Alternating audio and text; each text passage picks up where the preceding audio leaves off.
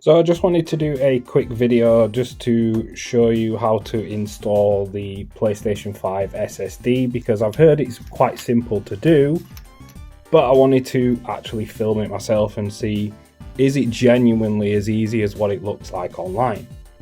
So first thing first, obviously you've got to unhook your PS5.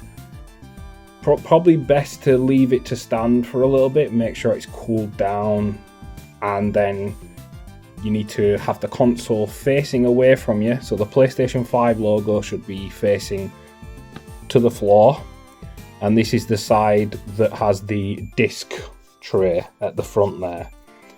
Obviously it'll be a bit different on the digital, but I have a PS5 disc edition. So what you need to do then is you grip the corner, so this corner here, brace with your other hand, you need to lift up and push like that. You don't fully lift up because you will break it.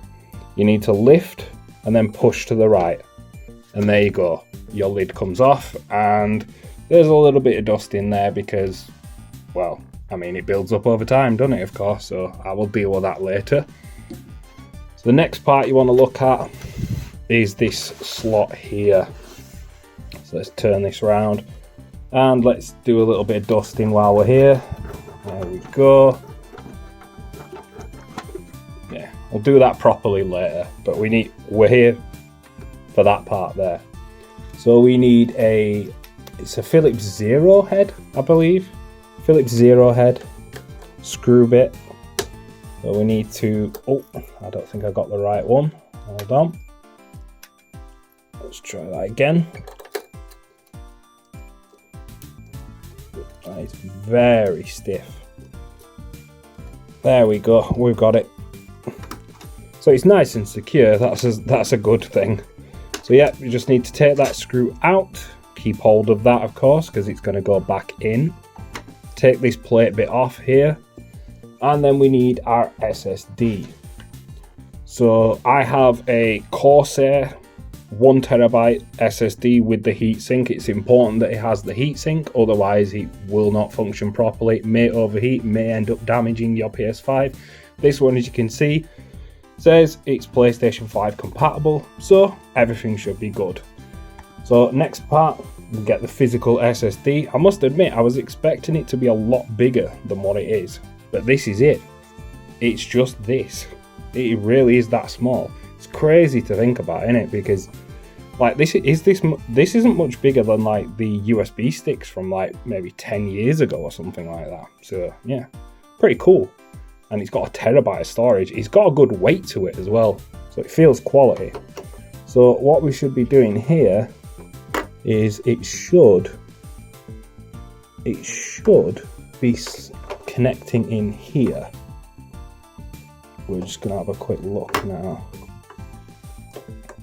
There we go. You hear that click noise? Hopefully you heard that. Yep, so there's that click noise. And then we put the screw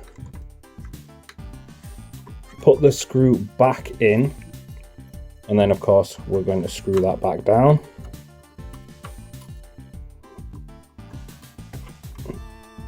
Make sure we are nice and secure.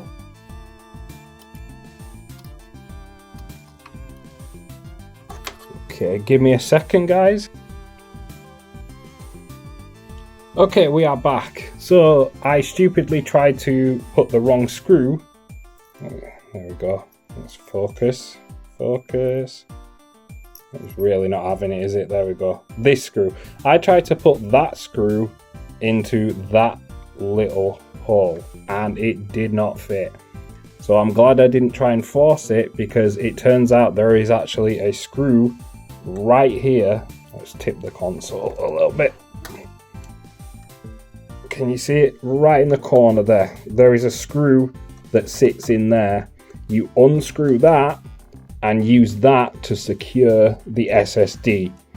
Again, you'll just need the same Philips Zero head, I think it's called. I don't know if that's their proper name, but it's a Philips Zero security screwdriver type thing. They're really cheap on Amazon.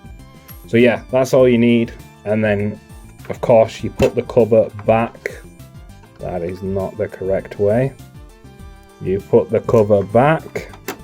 There we go. And then you use that screw to put that back in its place.